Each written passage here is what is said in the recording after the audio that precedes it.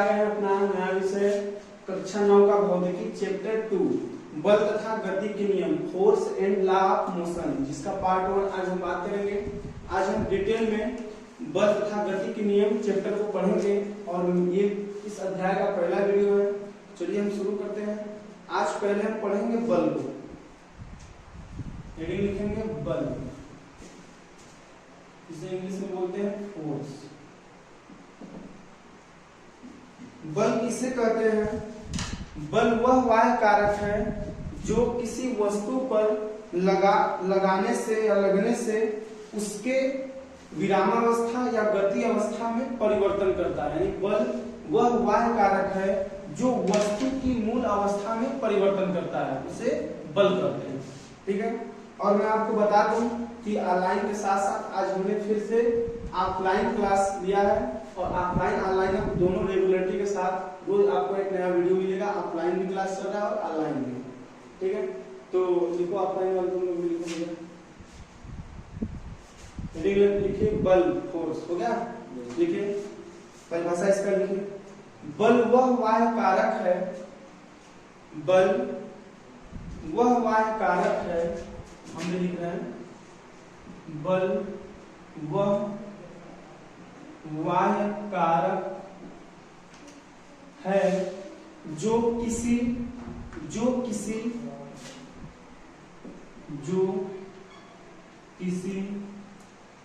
पिंड की गतिशील अवस्था अथवा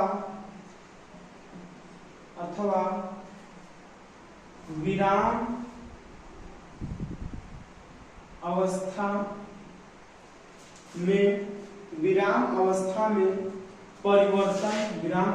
में परिवर्तन कर सकता है या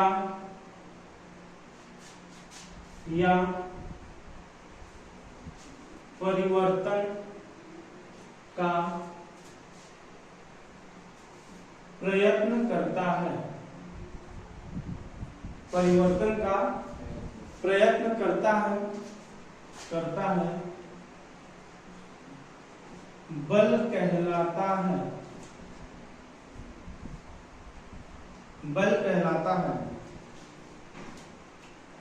देखिए इसी के साथ हम आपको बता दें कि बल जो होते हैं मुख्य रूप से 4 प्रकार के होते हैं। कितने प्रकार के? 4 प्रकार के। जिसमें पहला नंबर आता है गुरुत्वाकर्षण बल, दूसरा आता है विद्युत चुंबकीय बल, तीसरा आता है प्रबल नाभिकीय बल और चौथा नंबर आता है दुर्बल नाभिकीय बल। इन चारों में सबसे दुर्बल यानी सबसे कमजोर बल हमारा गुरुत्वाकर्षण बल है। ठीक है। जो कि बहुत दूर की वस्तुओं पर भी लग सकता है। जैसे अगर हम बात करें कि ब्रह्मांड की बात करें, इस पृथ्वी के बाहर ब्रह्मांड की बात करें, ब्रह्मांड में कोई भी दो पिंड हो, चाहे कितना हो दूरी पर हो, उनके आपस में दो पिंडों के बीच में एक बल कार्य करता है जिसे कहते हैं गुरुत्वाकर्षण बल, ग्रेविटेशनल फोर्स। ठीक है।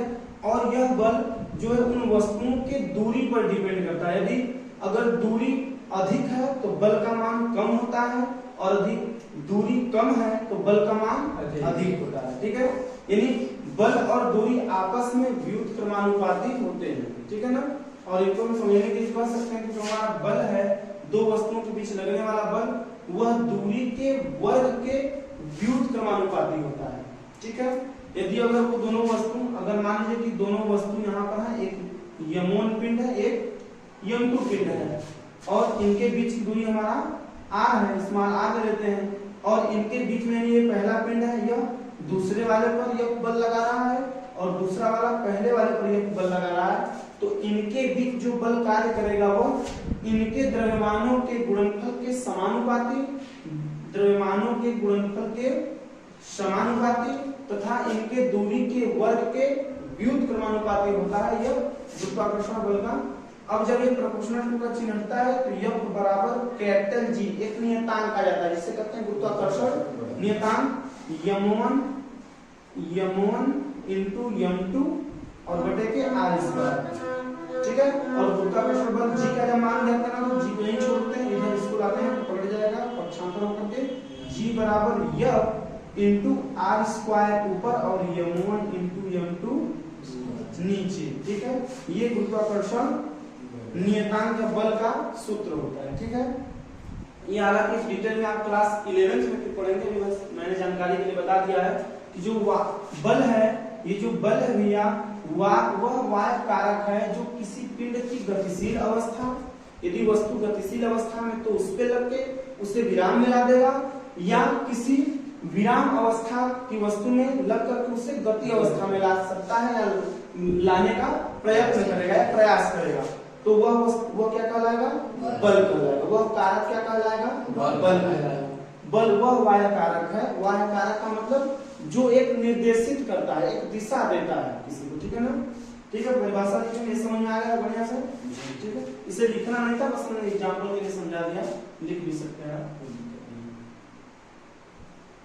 ठीक, हमने कितने बल के प्रकार बताए? मुख्य रूप से 4 प्रकार। कौन कौन? गुरुत्वाकर्षण बल, ग्रेविटेशनल फोर्स, दूसरा बताया वैद्युत चुंबकीय बल, इलेक्ट्रोमैग्नेटिक फोर्स, और तीसरा है प्रबल नाभिकीय, और चौथा है दुर्बल नाभिकीय। वो दुर्बल और प्रबल नाभिकीय जो होते हैं वह छोटे छोटे कणों, सूक्ष्म कणों के बीच बल लगते हैं, उनको बोलते हैं अंतरा आणविक बल। जैसे ठोस दीवार के महीन महीन कणों से मिलकर बना है, तो इनके बीच जो दो कण होंगे उनके मध्य बहुत ही थोड़ा जगह होगा, बहुत ही नगण्य, तो उनके बीच यानी कहेंगे अंतर आणविक बल बहुत ही ज्यादा यानी प्रबल। क्या है? प्रबल है। और जो गुरुत्वाकर्षण बल यानी वस्तु बहुत दूर है तो उनके बीच में बहुत ज्यादा गैप, बहुत ज्यादा खुला स्थान है, तो उनका बल क्या होगा? अपेक्षाकृत कमजोर होगा या कम होगा। ठीक है, चलिए ठीक है, आगे इसके लिखेगा पैराचिह्न के लिखेगा, जैसे साधारण भाषा में आप कर सकते हैं, दूसरे भाषा में यहाँ लिखेंगे दूसरे शब्दों में, दूसरे शब्दों में, दूसरे शब्दों में तो किताबी परिभाषा था, अब हम साधारण अपने भाषा में क्या कह सकते हैं? इसे लिखेगा बल वह धक्का या खिंचाव है, बल वह धक्का या खिंचाव है, हम भी लिखते हैं बल वह धक्का या खिंचाव है, बल वह धक्का या खिंचाव है जो किसी वस्तु, खिंचाव है जो किसी वस्तु की गति अवस्था को विराम में तथा विराम अवस्था को गति में परिवर्तित करता है, परिवर्तित करता है। समझ गए? परिवर्तित करता है या परिवर्तित करता है या परिवर्तन का प्रयास करता है। बल वह धक्का या खिंचाव है जो किसी वस्तु की गति अवस्था को विराम अवस्था में तथा विराम अवस्था को गति अवस्था में परिवर्तित करता है, करने का प्रयास करता है। ठीक है भैया, ये था आसान शब्दों में परिभाषा। ठीक है,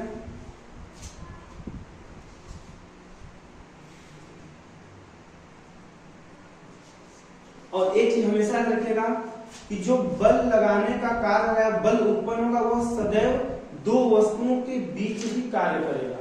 ठीक है, जब से दो वस्तु नहीं रहेंगे उनके बीच बल कार्य नहीं करेगा। ठीक है, तो नोट में लिख लीजिएगा नीचे, यानी बल लगाने की जो क्रिया होगी वह सदैव दो वस्तुओं के बीच होगी। लिखिए नोट में लिख देते हैं,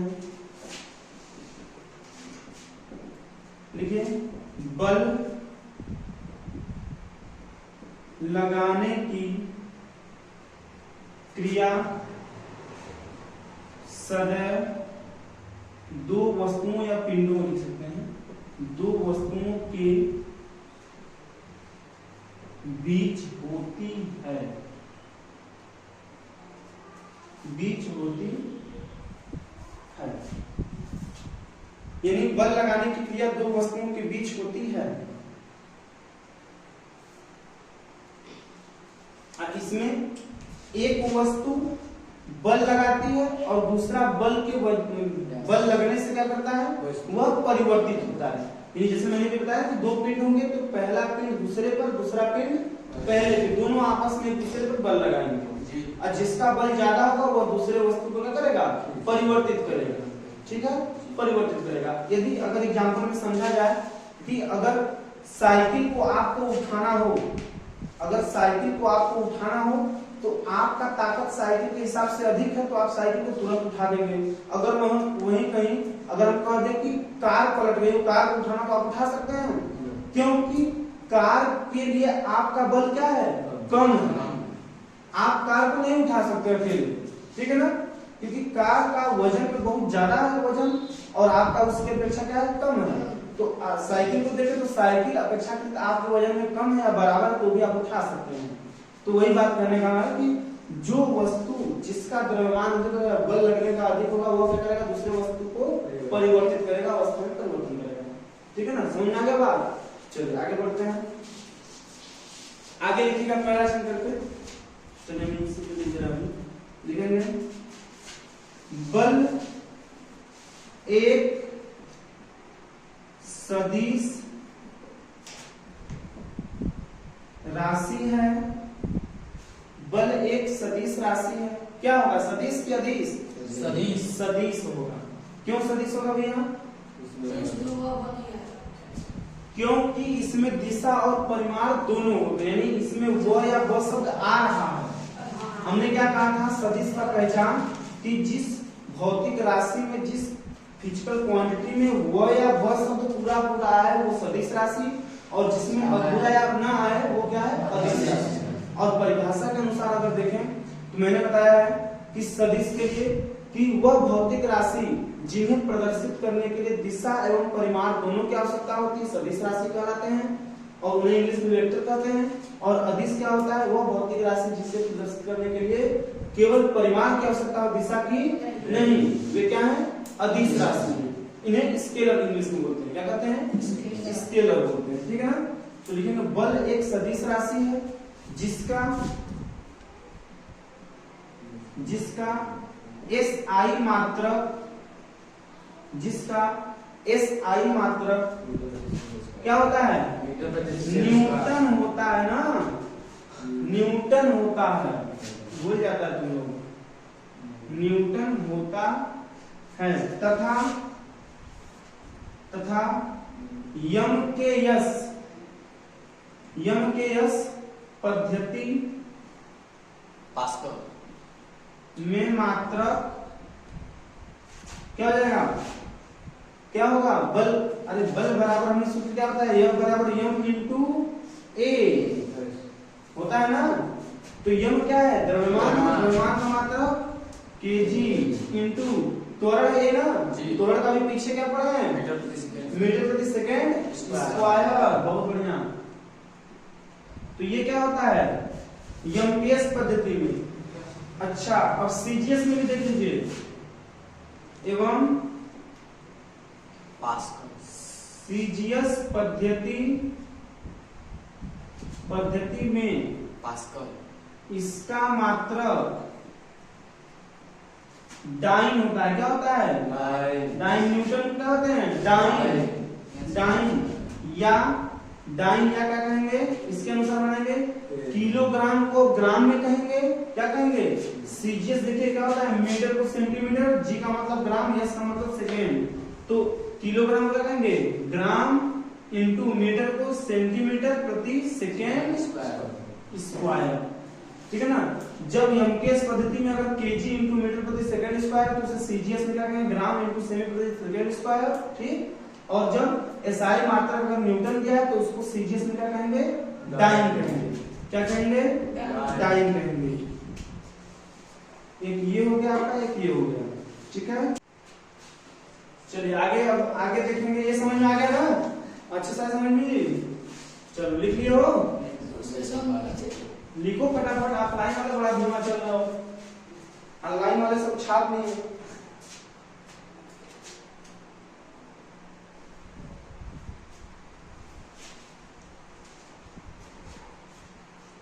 बंदर को देखे हो बंदर को? बंदर जी, हनुमान जी की जो 2 कॉपी है उनको देखे हो ना? अगर बंदर के सामने कुछ भी खाने पीने वाला सामान दोगे तो पलक झपकते गायब। तो वैसा बनो, समझे कि नहीं समझे? हाँ, तुम लोग लेट करता है।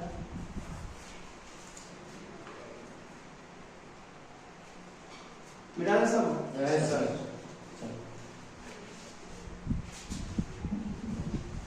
अब थोड़ा सा हम यूनिट में लिखाते हैं कि इसका मान कितना होता है, किस यूनिट में कितना मान होता है, ठीक है ना?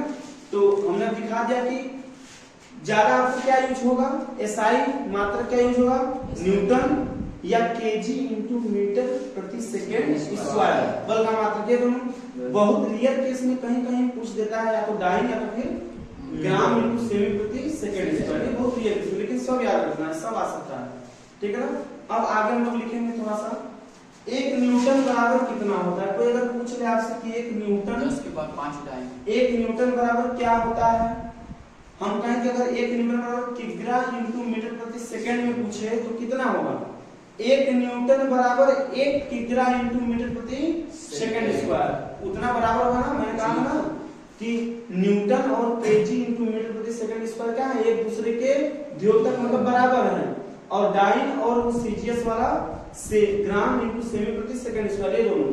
तो 1 न्यूटन बराबर क्या लिखेंगे, 1 किग्रा इंटू मीटर प्रति सेकंड स्क्वायर, ये किग्रा है, ये मीटर है, ये प्रति सेकंड स्क्वायर, ठीक है ना?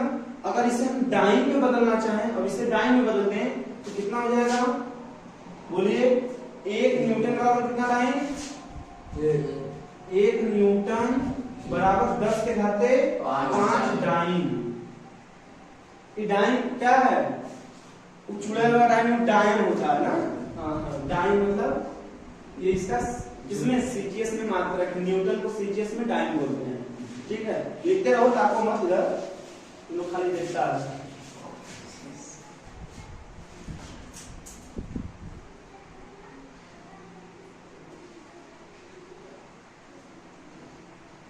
अच्छा, नीचे से लिखेंगे बल का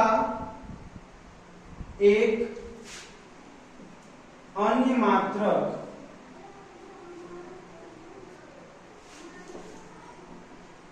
किलोग्राम भार, क्या कहेंगे? किलोग्राम भार भी है या होता है, भार भी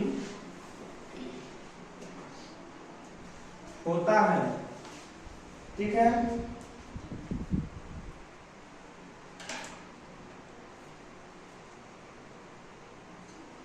ये किलोग्राम भार कब होगा? जैसे हमने अभी भी आपको बताया फार्मूला कि F बराबर m इंटू a होता है। तो ये त्वरण है जब जमीन के संपर्क में न वस्तु हो, यानी जमीन के संपर्क में रहेगा तो वहां गुरुत्व त्वरण होगा, ये जमीन से ऊपर हो रहा हो गति तो कहेंगे m इंटू a। लेकिन जब जमीन के संपर्क में तल पर कोई वस्तु गति कर रहा हो तो m इंटू g करते हैं, क्या कहते हैं? जो त्वरण है वो गुरुत्व त्वरण में बन जाता है। तो F बराबर क्या कहेंगे, m इंटू g, क्या कहेंगे? m इंटू g, तो mg बोलते हैं हम। अब यहाँ पे बल ना करके क्या करते हैं, भार करते हैं। जैसे अगर किसी भी व्यक्ति का अगर वेट करना है तो वेट मींस भार होता है, तो अगर वेट करना है तो हम लोग उसका भार ज्ञात करते हैं, न कि द्रव्यमान, ठीक है ना? तो इसमें जो स्मॉल g होता है ना, स्मॉल g का मान 9.81 क्या होता है, मीटर प्रति सेकेंड स्क्वायर। जो त्वरण का मात्रक होगा वही गुरुत्वीय त्वरण का भी होता है, ठीक है? बस वहां शब्द गुरुत्वीय जुड़ जाता है क्योंकि वो क्या होता है, पृथ्वी के तल से संपर्कित होता है, ठीक है ना? तो अब यहाँ पे आगे लिखिएगा, इसके नीचे लिखिएगा कि यदि 1 किग्रा भार, यदि 1 किग्रा भार, यदि 1 किग्रा भार बल, 1 किग्रा भार बल, हम समझाने के लिए किसके बराबर होगा? तब 1 किग्रा भार बल कह रहे हैं, बल का मतलब m इंटू जी यानी द्रव्यमान, तो 1 किग्रा इंटू द्रव्यमान यानी गुरुत्वीय त्वरण, द्रव्यमान का गुरुत्वीय त्वरण क्या है, 9.81 मीटर प्रति सेकेंड स्क्वायर। तो यानी यहाँ पे क्या कर देंगे, 1 क्या कहेंगे, किग्रा भार बराबर 9.81 किग्रा इंटू मीटर प्रति सेकेंड स्क्वायर। कह सकते हैं कि नहीं कह सकते हैं? इसी को बोलते हैं भार बराबर m इंटू जी। भार बराबर m इंटू जी। या 1 किग्रा भार ये इधर है, ठीक है, ये इधर है, तो इसमें 1 केजी आया था, 1 केजी, और 1 केजी किसके बराबर था? यहाँ पे 1 न्यूटन के बराबर। तो हम लिख सकते हैं या करके लिख सकते हैं, क्या लिखेंगे? 1 न्यूटन बराबर 1 न्यूटन बराबर 1 न्यूटन किसके बराबर होगा? 1/9.81 किग्रा भार। क्या होगा?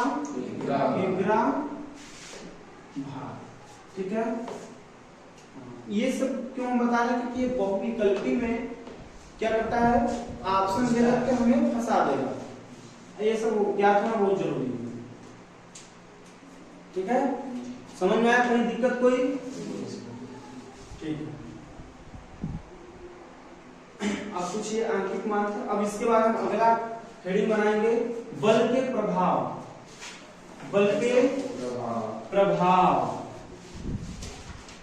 इनका इफेक्ट क्या क्या होता है, किस वस्तु पर कैसे होता है। तो हेडिंग बनाइएगा बल के प्रभाव। इंग्लिश क्या हो जाएगा? Effects of force. Effect of force. Effect of force. ठीक है, अब इसमें हम बोल के लिखाएंगे, आराम से बोलेंगे, ध्यान से सुन के लिखिएगा।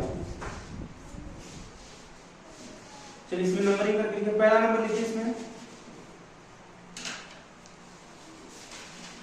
लिखिए बल लगाने से, पहला नंबर में बल लगाने से किसी वस्तु के आकार या आयतन में, बल लगाने से किसी वस्तु के आकार या आयतन में परिवर्तन किया जा सकता है। आकार या आयतन में परिवर्तन किया जा सकता है। परिवर्तन किया जा सकता है। जैसे लिखे, जैसे लोहे की चादर को मोड़कर,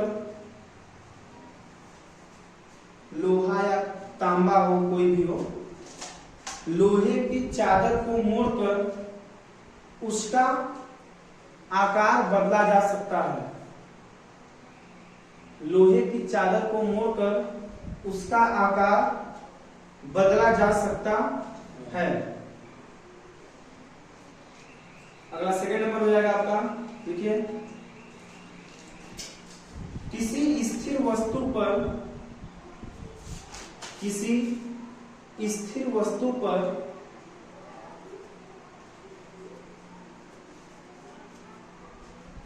किसी स्थिर वस्तु पर बल लगाने से वस्तु गतिमान हो जाती है।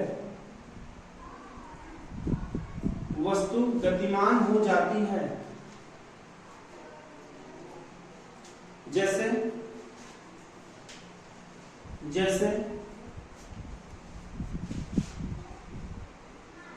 अब देखिए कहीं पर मान लीजिए कोई रोलर रखा है, हजारा जिसे हम लोग बोलते हैं, रोलर देखते हैं। और आजकल गर्मियों के दिनों में सब यूज करेंगे लड़के पिच बनाने के लिए, क्रिकेट खेलने वाला पिच बनाते हैं उसी से है? तो उसे क्या बोलेंगे? अब रोलर कहीं रखा गया है तो उसे हम धक्का देकर उसे गति अवस्था में ला सकते हैं। तो बल लगाएंगे तभी तो। लिखिए जैसे में रोलर को धक्का देकर गतिशील किया जा सकता है। रोलर को धक्का देकर गतिशील किया जा सकता है। रोलर को धक्का देकर गतिशील किया जा सकता है।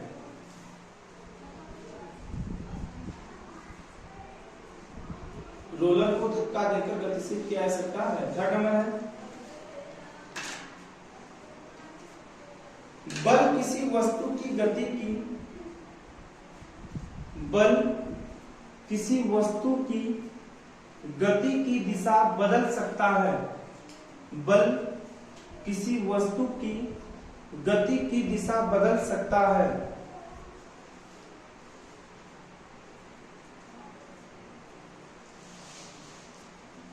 जैसे अगर हम बात करें, आप फुटबॉल प्लेयर को देखे होंगे, फुटबॉल के खिलाड़ियों को देखे होंगे। फुटबॉल के खिलाड़ी क्या करते हैं, पैरों से हर तरफ गेंद को क्या करते हैं, बल लगा के धक्का दे करके मारते हैं, और वो जिधर बल लगाते हैं उसी दिशा में गेंद जाती है। तो ये दिशा के साथ हो गया बल। तो इसमें लिखेगा जैसे में फुटबॉल पर धक्का मारकर उसकी गति की दिशा को बदला जा सकता है। उसकी गति की दिशा को बदला जा सकता है।